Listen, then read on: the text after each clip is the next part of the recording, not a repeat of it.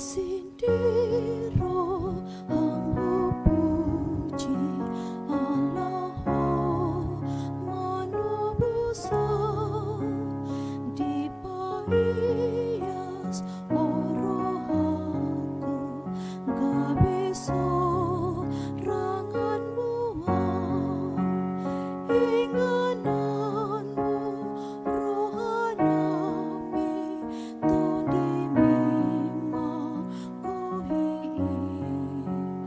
pakai dohot lulunawi gabiula ulami.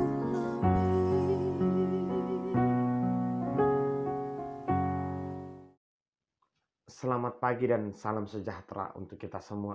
Bapak Ibu saudara terkasih, di pagi hari ini kita kembali untuk mendengarkan firman Tuhan tentang kasih dari Allah. Marilah kita berdoa. Terima kasih Tuhan, kami bersyukur di pagi hari ini untuk penyertaan Tuhan dan untuk setiap firman yang kami dengarkan. Di pagi hari ini juga kami akan mendengarkan firman-Mu, berkati kami Tuhan. Di dalam nama Yesus Kristus kami berdoa dan bersyukur. Amin. Firman Tuhan tertulis di 1 Timotius pasal pertama ayat 5. Tujuan nasihat itu ialah kasih yang timbul dari hati yang suci, dari hati nurani yang murni, dan dari iman yang tulus ikhlas.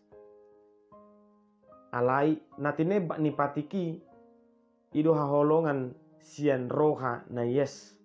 Sian panelupi ni panggora ni roha nang sian haporosiaon naso marlau. Demikian pembacaan firman Tuhan.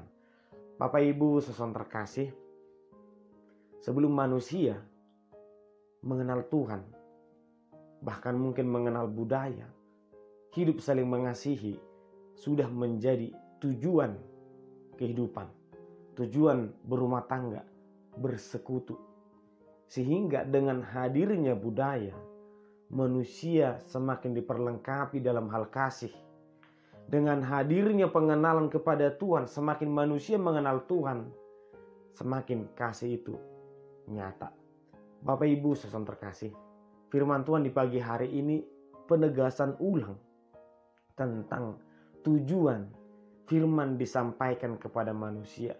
Hukum Taurat disampaikan kepada manusia. Tentu ada yang salah dalam jemaat yang dihadapi Timotius pada saat itu, ketika nabi-nabi palsu mengubah tujuan dari firman itu atau hukum Taurat itu. Bukan lagi kasih, tetapi sesuatu yang lain.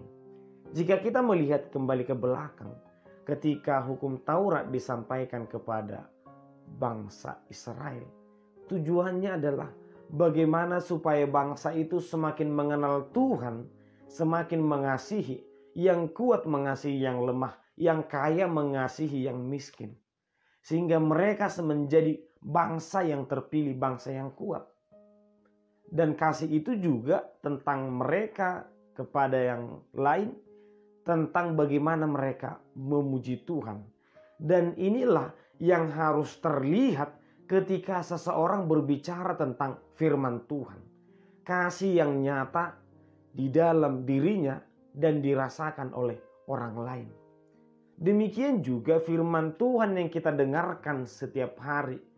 Peribadahan yang kita ikuti setiap saat. Ataupun agama yang kita anut. Buahnya hanya satu, yaitu kasih.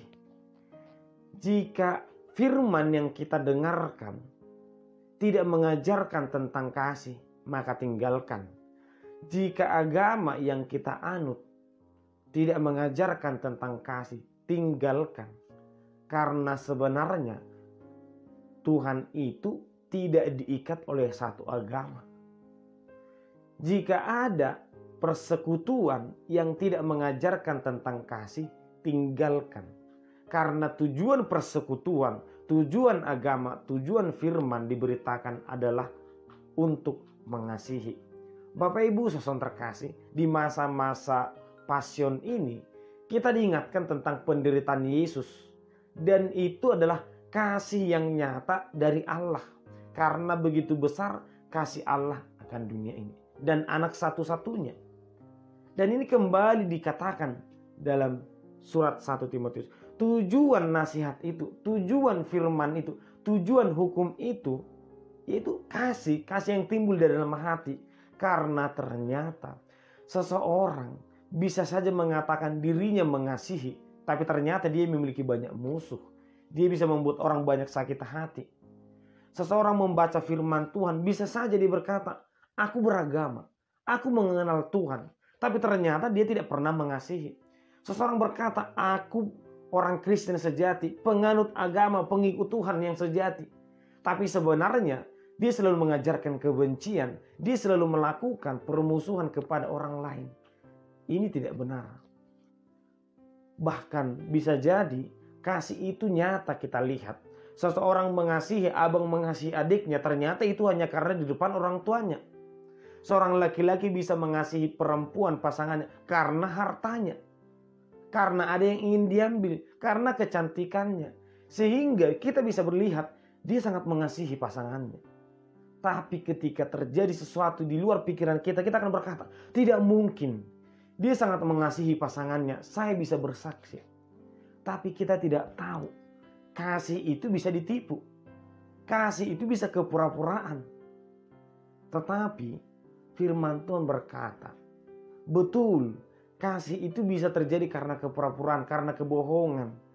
Untuk itulah firman Tuhan hadir agar tidak ada kasih yang tidak sempurna dalam diri kita.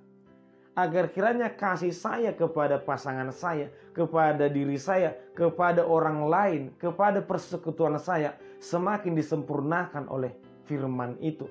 Dari Yesus kita belajar tentang kasih terbaik. Bagaimana mengasihi musuh, bagaimana mengasihi orang lain, bagaimana mengasihi dunia ini.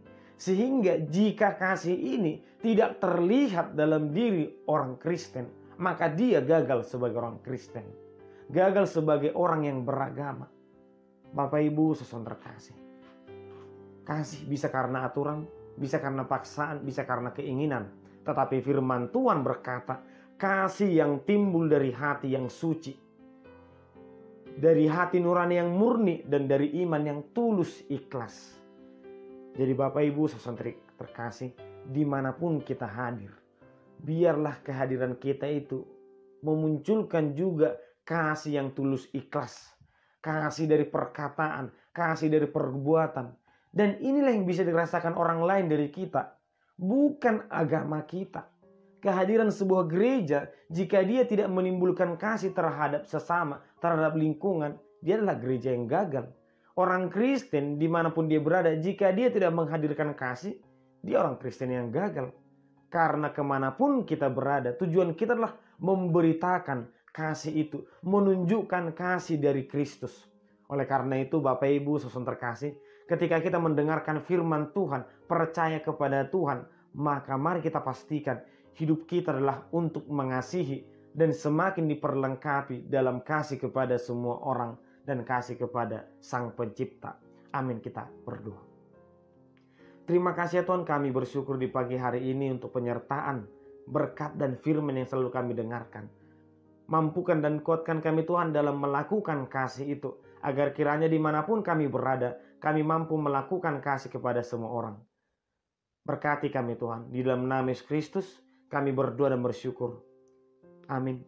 Anugerah dari Tuhan Yesus Kristus, kasih setialah Bapa dan persekutuan Roh Kudus kiranya menyertai kamu sekalian. Amin.